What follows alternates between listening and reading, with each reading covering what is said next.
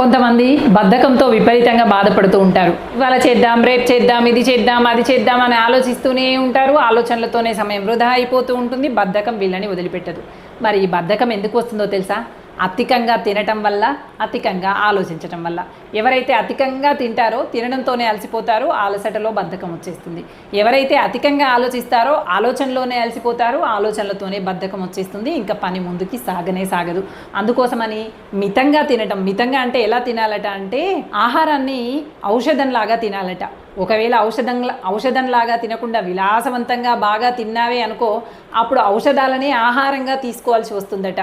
మరి ఆహారాన్ని మితంగా తిని బద్ధకాన్ని పారదోలుకొని చేయాలనుకునేటువంటి పనిపైన దృష్టి పెడతారో, ఆహారాన్ని అధికంగా తిని ఔషధాలని కూడా ఆహారంగా స్వీకరిస్తూ బద్ధకంతో ఉన్న చోటనే ఉండిపోతారో ఆలోచించుకోవాల్సింది బద్ధకస్తులే. అందుకని ఒకవేళ మీరు కనుక బద్ధకస్తుల జాబితాలో ఉంటే ఇలాంటివి ఏమైనా చేస్తున్నారేమో గమనించుకొని కాస్త బద్ధకాన్ని వదిలిపెట్టి అడుగు ముందుకు వేయండి. తలపెట్టినటువంటి పనిని వెంటనే మొదలుపెట్టండి. అంతేకాని బద్ధకంతో అలా ఉండిపోతారా ఏం? అస్సలు వద్దు.